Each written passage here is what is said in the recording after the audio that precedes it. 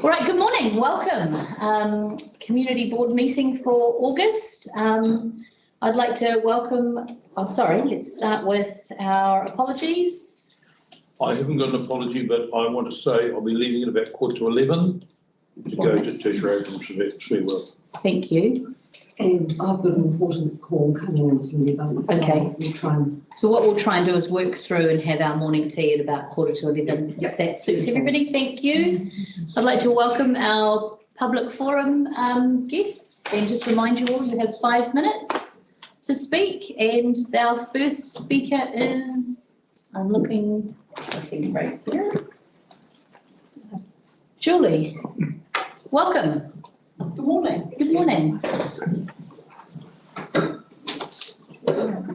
Good morning, everyone. My name is Julie Bogle. I'm a resident at Oak Park in Whitianga, and I'm here on behalf of at least 30 property owners to talk about a proposal for a footpath in Oak Park. So just to give you a little bit of context, so I brought a couple of slides here. So if we just bring up the map, I'm just sharing my screens with already.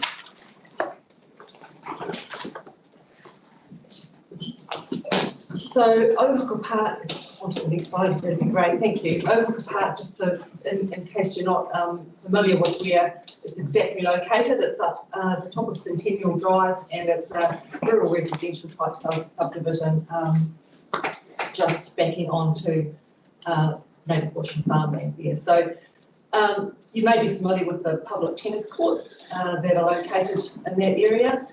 And so what we're talking about is a footpath that would run from the school bus stop area, which is just at the end of Remove Street, down through the subdivision to the tennis courts, at least as the first stage, because most of the residents are actually located further on in the subdivision, but the intention is that that would accommodate the school children that are currently walking from the bus stop and people walking from Centennial up through Remove and down into Taranaki Drive where the tennis courts are located. So at this stage, just flip onto the next slide. At this stage, what we've got is a public road going to a community asset, essentially, but with no public footpath to accommodate the people, whether they're walking recreationally or they're hopping off the school bus or whatever it might be. But there is quite a bit of space, particularly on the left-hand side of the road, that would be able to facilitate, I think, a footpath, whether it be gravel or concrete or whatever it might be. So we're not expecting anything to be super flash. We just would like to be able to walk safely along this stretch of road. Just look on to the next one, and those are the tennis courts located in the middle of the area there. So that's essentially what we're looking for.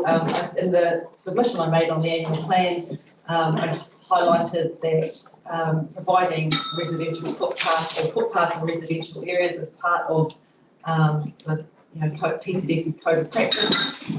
So asking that the council really consider how you might be able to facilitate a footpath in this area in the near future.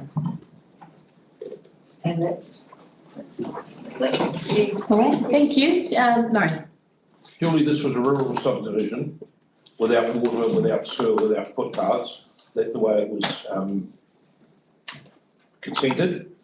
You've got water because the residents agreed to pay a specific rate for that. Would the residents do the same for a footpath? That's not something I've canvassed. You've asked 30 residents. I've asked all the residents. Could you canvass the residents? Yes, that's possible. Because that's a way we could bring it forward. Right. Okay. So is that? Are you saying that's because? I'm saying we've got an awful lot of priorities. Yeah. If you want to move it forward, the case could be put to council that the residents, as did the water, as we did with the water. It's exactly the same. Is that how council is funding footpaths? No, it's not. But you've got, and I'm not going to debate it here, but you're in a rural subdivision consented without those things.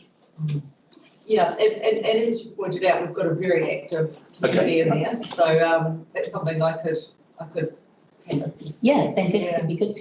And you talk about 2 stages. You say 900 metres is the first stage. Is that the entire stage 1 and 2, or is stage 2 longer? Stage 2 would be a little bit less than that, probably. In distance, you're talking about. Yeah, so it's not 900 in total for both No, stages. it's just 900. I mean, the first 900 is the most important, I think, because it provides that for school children to get from the bus stop to at least down to where there's a little bit more space for them to get off the road. And then you say potentially another 900 for stage 2. Potentially, I haven't measured that piece, but yeah, it'd be that little bit less. Thank you. Any other questions? No? I just- Oh, sorry, Tony. I'm just trying at some stage to get some indicative indication of what a metre of footpath costs, because there's already large demand within our community, and that's scheduled to take place bit by bit by bit, can't do it all at once. But it might be useful, and sometimes you get that information from one of our people, to say that a metre of footpath costs $200, whatever it is, then you know that it's going to be locally rated or target rated. That what you're up for, because at the end it'll have to go in. It'll go on a work stream along with everything else, and it won't jump to the front right now. Thank you, Julie. Right, thank you. Okay, Thanks for your thank time. Chris, good morning. Morning. Got Sam a little bit intrigued. Never done this before. It's actually quite good to see how this all works. Good on you. I'm here on behalf of the Mercury Bay Road Club. Sorry, motocross. Motocross. Oh, okay. It was a little bit hard for me to put together a little speech of how to express how much this is needed within the community. I'm sure you will all agree that there have been murmurings before. People like me have come forward to speak about a motocross club or a motocross track being developed within the area. The difference now is that we've become highly organised. We've already formed a committee, become an incorporated society. We've organised funding for ourselves. We've got diggers, we've got trucks, we've got 80 volunteers ready and waiting to go. So the difference now is that we're organised and we are ready to go. And part of this is that because we see a need for families within the community. We have about 250 members on our website page, and the majority of them are all families, so all parents with kids who are wanting to ride, but they have nowhere to ride. At the moment, we have a motocross club for our youth that they race at different parts of New Zealand, whether it be in Pantonga or Rotorua, or wherever those races may be. They do pretty well, but they are mostly hindered because they can't progress because they have nowhere really to ride. Their families are having to travel 2 hours, 3 hours just to get practice in. So this proposal is talking about putting a motocross track in the Sheriff's Club, which is under consideration now, I believe, maybe. And that's what we're looking for. We're looking for to put that facility that would be of great benefit to the community. It's not only families that would benefit from this, it's also the local economy. Motocross riders need 4 things: sleep, food, petrol, and parts. So we all need those things, and those things all benefit the community, whether it's a restaurant, hotels, or accommodation, whatever. We're not just talking about circulating money within the community, we're talking about bringing money into the community as well. We all know Whirianga has a large majority holiday makers. They all bring their boats, they bring their jet skis, they bring their toys. We want to see them start bringing their bikes as well. They bring their bikes, they're spending more money, they're eating more food, they're having more accommodation. So that's really what we are wanting in the gist of it.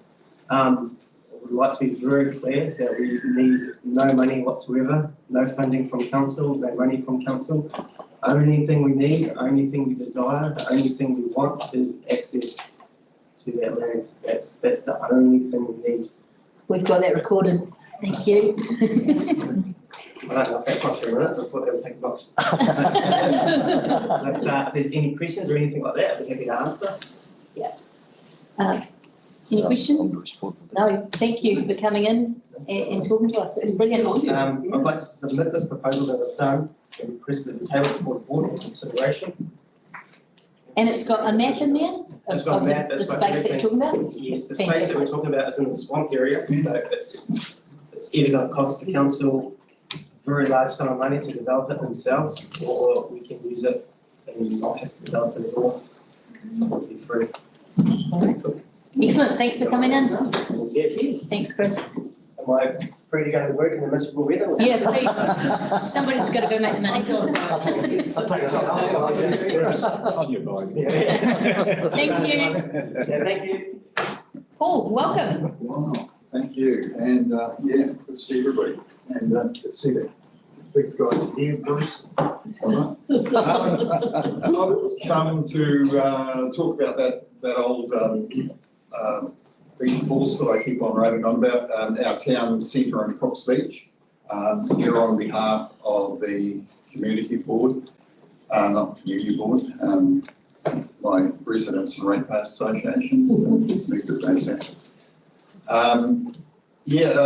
Matt Bush promised us last year, was supposed to have the money in for doing that area, putting that car park in, and putting the wheelchair access across and the footpath up from the other subdivision through over the bridge where the lakes are. It didn't happen. The communication was pretty poor with Matt. I'd like to think that it was on the cards this time. I mean, when we put the vessel in, which I've got an interest in, we Sue and did the park, we got that going, put the Hogan path in, we basically got the whole level for it. That was the plan, put some access in. I mean, we had to get wheelchair access for the vessel and everything, but there's no wheelchair access on the curbs and channels outside. So this would have been nice to have thrown that in. We've got a big ratepayer base at Cooks Beach, and I don't feel that they've actually been getting their money's worth out of the council. There's a lot of money being thrown elsewhere, and certainly we could do with a bit of it. I would like to think that that is on the cards this year. I don't know whether it is, but I'd certainly like it pushed for this year. The other thing I wanted to talk about was the signage, which I put a proposal on, well, I, as in ratepayers, we. We've gone to the trouble of, or the TCDC have, of putting all these historic things in, and there's no signage there to tell people that they're there. I mean, if we don't have signage saying historic site, what leads people to look at the quay in the Perennia Road, the lookout at Shakespeare Cliff, the ferry landing things? I mean, you know, why do we do it if we don't have signage pointing these things out? At the moment, there's a heap of people still coming to Harhay and Hotwater Beach. Jeremy probably vouched for that, but you know, it would be good to, rather than just the natural beauty of a place, to actually look at the historical aspects of it. Sorry, I'm speaking off the cuff here, but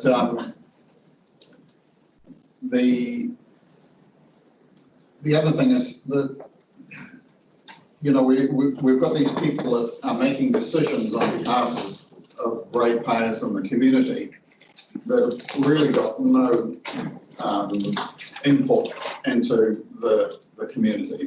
They're staff who work for somebody else, and I think that if we're going to leave it them, or if you guys are going to leave them, we need to have upfront meetings with them. It's you know, it makes me a bit disillusioned that everything is being put through sort of pinnacles as far as the signage goes. You know, we've got a few people in there that don't know anything about the area. They're out of town. They're making decisions for us. It's pretty frustrating. And the other thing is the signage for or not signage, the place names for the Long Reach, which came out a little while back. Let's not have Elizabeth, I mean, Cook's Wide, you know, really, I mean, Parson, you know, there's plenty of Parson places in Pahang already. Let's do some good Mary stuff or something, you know, or bloody boat place or something, anything but, you know, the wife of Captain Cook. So that's about me, really. So just a quick comment on place names. Yeah. They come to us from the developer. Yeah. That's their suggestion that comes forward. Is that? So, yeah, You think they'd have more, They're the landowners. they own the Yeah. land. you think they'd have more imagination than that, wouldn't you? All right, sorry, It's- Tony. And those names, so what Brett has said is 100% correct. Yeah. And it's gone to council, so it's what the developer wants, Yeah. not what I want or you want, so. And there was a lot of debate and discussion over it, so That's good. at the end of the day, it's the developer's prerogative and, Yeah. that's come to council, they've agreed it and to the best of my knowledge, it's approved. Cool. And then can I just ask what, just for a bit of clarity around what you're asking for the Cook's Beach commercial area? Yeah. Yeah, so I can get up to speed with what you're asking, but obviously that. Basically, I don't know whether you've been there in the height of summer, but I mean, there's cars and trailers parked, because the road is only so wide where we've got that medium, you know, the medium barrier, the medium strip there. We actually need a bit of concrete area, which was excavated along that strip where they fixed up a couple of times. It used to be full of big, huge burrows that you used to lose your wheels in. So that paved or something, and a hogging path, well, it's a bit steep for a hogging path, but concrete path from the edge of the bridge that links the lakes subdivision up and curbing and channeling across, so that wheelchairs and prams and whatnot can get across the road to the business side of it, which links up to the hogging path that goes through to the beach past the fire station. I know. So that was the work that was to be carried out. I agree, probably just needs to do it. Yeah, well, pretty simple, considering, you know, I mean, the council replaced a whole stack of damaged footpath as you come into Captain Cook Road just recently. And it was probably damaged when the guys changed the contour because they had a bit of trouble with the drainage. But, I mean, I don't know how much that cost, but probably the cost of that, we could have done something further down and put the footpath off for another year, you know. But Okay, well, we will get staff to look into where that is at. And come back, and someone will come back to you. Okay, brilliant. All right. Okay, appreciate it. Okay, thank you. Thanks, guys. Thanks. Who's next? John, welcome. I might let our Commodore speak first. Okay. We're here based for the same. The same thing, both of you? All right, Jonathan? John wrote a letter, and I'd like to Yes. speak in support of that letter. My name is Jonathan, I'm the Commodore of the Boating Club, and I'm also the youth sailing coordinator for the Boating Club. As you all know, there has been a lot of public debate in the newspapers, through editorials, online, regarding the massive amounts of beach erosion that we've suffered this year and last year in the vicinity of the club, between the property owners just north of the club right through to Mother Brown Creek. Because I go there every day during the summer and at least once a week during the winter, I see it happening very quickly. And I have to wonder what course of action is going to be taken. I'm not capable of unraveling the relationship between Waikato Regional Council, TCDC, Nor are we. Community Board. Yeah. As you can tell by my accent, I'm not from here. And so I have a little bit of trouble unraveling all that. What I would like to say is that the boating club is a community asset that serves children and adults in the community. And it's at risk sometime in the near future of falling into the sea. I do believe that the club, especially with the work that we do with the juniors, special needs students from the school, adults, I believe the club asset is worth protecting. I also believe that what's left of the dune and the green spaces in that reserve area, it's used by surfers, dog walkers, kids, families, fishermen. I believe that that's also worth protecting. So purpose of my being here today is to urge the community board to help me take a leadership role in protecting the area now and for the future generations. Notice the gentleman that was here talking about the motocross. I wanted to ask a question, but I wasn't sure whether it was appropriate. He said they had volunteers and equipment and materials ready to go and to be able to affect the changes that they want for their motocross park. We also, in our community, have volunteers and equipment and material who would want to help with whatever solution might be proposed for the beachfront between in the vicinity of the boating club right down through to Mother Brown's Creek. That's all I have to say. Do you have a preference for how it might be managed? I've thought about it a long time. I see a rock wall to my north and I see a rock wall to my south. So at some point that was chosen as a solution. In the vicinity of the boating club, you can see very clearly that the rock wall in front of the residences has worked to a certain extent. I guess my real question is that what you believe the boating club would like as the solution? I actually believe that the first approach should be some trial groins to stop the longitudinal flow of the sand from the north to the south. And I think that would build up beach without necessarily requiring a hard structure, because I know there's a lot of pushback for a hard structure. So if we don't want a hard structure like rocks, why don't we try groins? They're removable, and we'll know pretty quickly whether they actually help to collect sand. Thank you. All right, thanks, Jonathan. Thanks, Jonathan.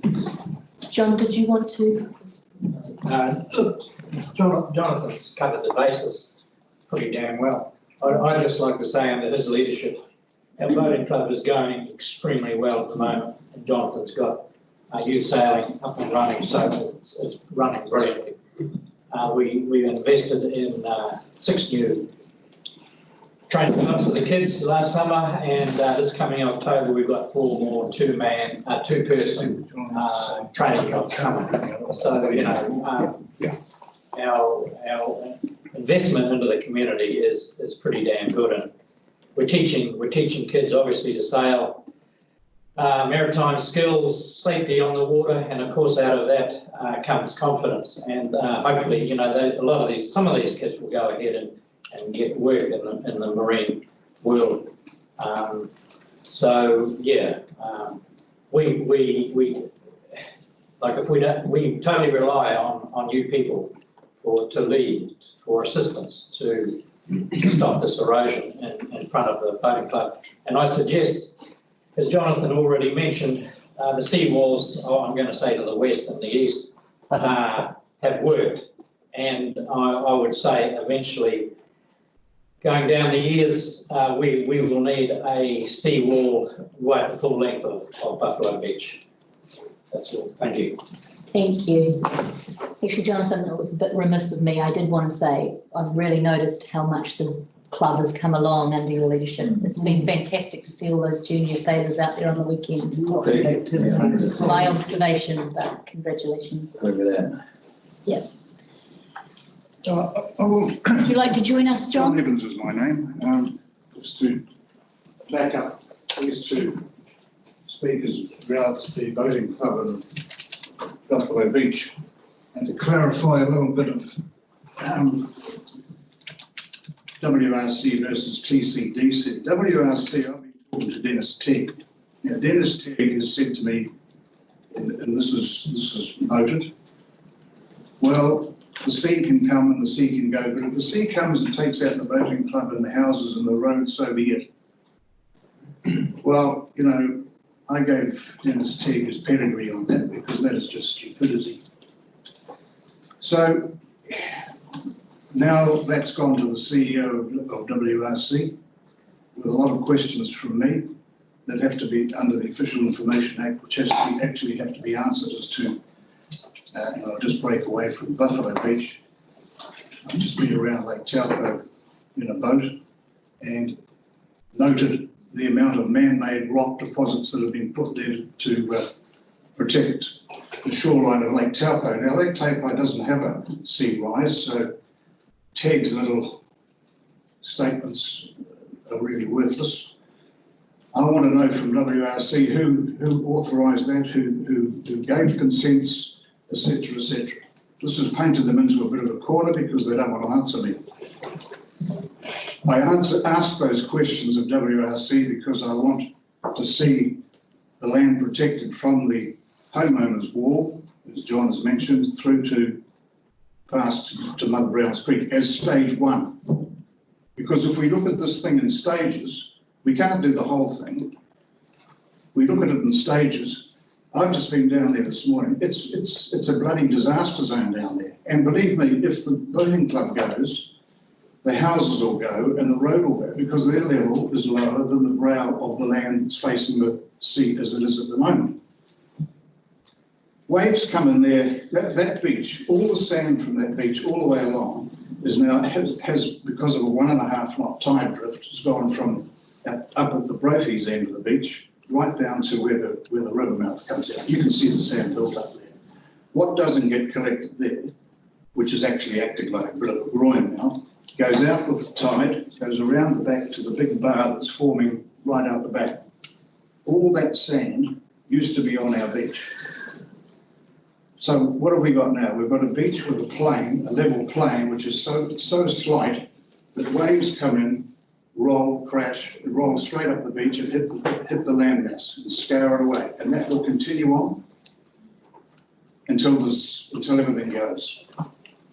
Groins would be a great idea. There was permission, you guys know about this, for us to put a groin out, test groin out there, which was going to be wooden tiles. So we were never given permission to do that, Well, John. it's on my notes. Look, if you want to read them, I'll give them to you later. Okay. We never did it. If this had been done 30 years ago, we put 3 groins out 30 years ago, we wouldn't even be discussing this problem, but we didn't. So now all the sand's gone and we've got a flat plain. It's just going to keep on coming back. Sand push-ups with a toy bulldozer and planting little flowers isn't going to solve the problem, and hasn't. The only way we're going to solve that problem in stage 1, and it's now in the urgent file, is to put a heavy geotextile back rock wall from the homeowners wall along past the boating club to Mother Brown's Creek. Now, people say, oh, well, there's a big pushback. Well, why is there a pushback? The bloody water comes up to the land anyway, so you can't walk along there. And if people say to me, well, the sand will come and the sand will go, next year the sand will come back, well, that's cool, it'll come back and cover the rock wall, won't it? So we have a very, very urgent situation here with the boating club, well, not just the boating club, but from where that rock wall, homeowners rock wall is, right along to Mother Brown's Creek. And if you go down there and have a look, it's scoured out in a concave action, and it's just going to keep on going back. We need one heavy swell from the northeast, not wind waves like we've got here at the moment, to come in, and it'll just go back by metres. And what I'm suggesting, and what's been told to me by WRC is, well, we haven't got a resource consent for a rock wall, so that's over to you guys, and over to TCDC. I'm saying to you guys, on behalf of interested people, can we get a bloody resource consent put in place for stage 1 of putting a rock wall along there and also encompassing 2 to 3 groins to try and save what remaining sand we've got at that end of the beach, which is actually 3/4 of the beach. The sand's gone. Used to be like that, it's now like that. So it's over to you guys. WRC will react to a resource consent application from the TCDC. If we don't have one, WRC, despite Sandra ringing me yesterday saying we'll get a busload of people and go and thump on the desk of WRC, that'll achieve nothing because they'll say we haven't got a resource consent. So that's stage 1. Get the resource consent in, And then we play it on from there. We've got to do it quickly, and otherwise we'll be doing it under urgency, putting rocks under urgency, which we've had to do on the front beach out here before. So it's over to you. You know, we either have a beach and a road, or we just do nothing and sit on our hands and worry about bloody footpaths, or we actually do something about it. So the list of priorities, I put this as number one. Tony. So John, so this is being recorded and our media are here. So erosion is a district-wide issue. I'm aware of about 14 places that have a similar or near priority to that one. And the solutions are expensive. Now, I can't tell you precisely, but if I say $1 million to $2 million per kilometre, I think it's probably greater than that. And there's a cost to that. Now, we all went to a meeting where it was vitriolic about the rates going up. Our problem is that we have not invested in any infrastructure. Well, that's not true. We haven't invested as heavily in infrastructure because people don't want to pay for it. And so if rates have stayed basically the same, for, you know, plus 10% over the last 10 years, or whatever that number is, nothing's happening. All we're doing is trying to maintain stuff. So we need people in the community to let people know that when you actually start to deal in these sort of matters, there's a cost. And the cost doesn't come cheap. And so it frustrates us because I sat through all the submissions to that annual plan and 90% of them were complaining about the rates going up. So you can't provide footpaths, you can't provide roads, you can't provide water, you can't provide sewage, you can't provide drainage, you can't provide shoreline protection without paying for it. I am very happy to pay my way to it, but it doesn't affect me. But we have people in the community that don't feel like that, and there are organisations that sort of wound up to try and make sure we understood that.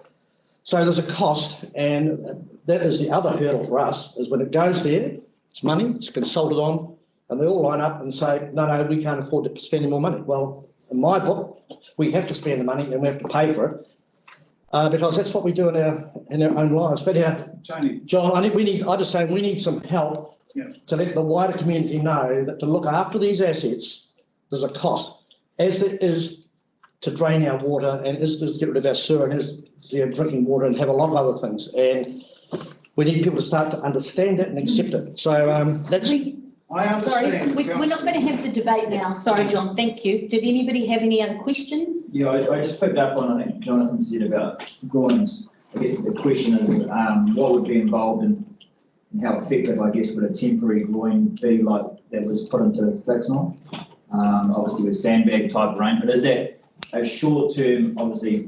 That would be a question for an engineer and a discussion. Can we table that there? Yep, can we get that and have a workshop around what we... It may be a solution to help a short term. Yeah. In the short term. Did you have a question? No, it's more of a statement. My statement is this: Tony and I were in Thames yesterday with senior staff, and we talk up exactly what Jonathan said about putting groins in, because we have the geotech bags in stock. The sand is naturally on the beach. Let's see if we can do something. Yeah. Okay. Yeah, definitely. All right. Enough said. Thank you. Sorry to cut you off there, John. That's all right. Thank you, gentlemen. Thank you, guys. We absolutely understand where you're coming from. Thank you. Was there anybody else for public forum? Thank you, John. 10 minutes. Thank you, John. No? All right. Oh, Don't you can you just pick it up? Hi. Sorry, there's just someone in the hallway.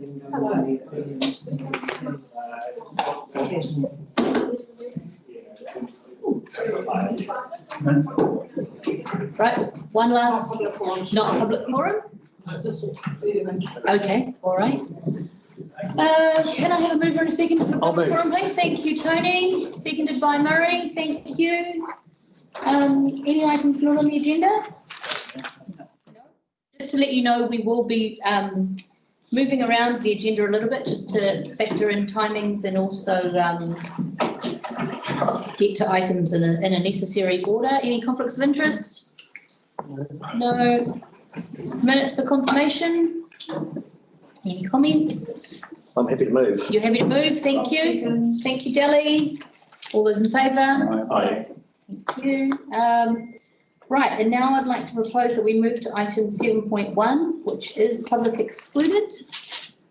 We just want to advise that there are rooms, or we will have to leave without questions if we want to read it. Yes, all right, we can do that. So unfortunately, guys, we are going to move to public exclusion. So if you did want to wait, you could wait outside. How long do you think? 10 minutes, It's a more significant. 15 minutes. Do you know the time on that? Yeah, I don't think we really put time on it, really. we did originally say Takes 20 minutes. 20 minutes. Somebody phone.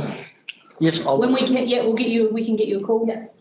Is that okay? And you might want to explain why we're trying to accommodate it. Yeah, why Bereavement don't you and- bring it forward if it's last week? Because there's other items on the agenda that may impact this. And also, we've got someone going to a bereavement, so we wanted to make sure we covered that as well. All right, sorry about that. We'll just have to usually for this item, maybe you're welcome to go back later. Thank you. Have you stopped recording? Thank you. Could you stop recording?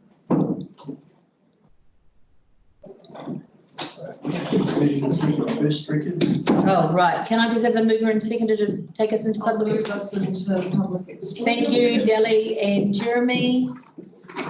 Right, item 7.1. So that's going to take a few minutes to Yeah. shut down.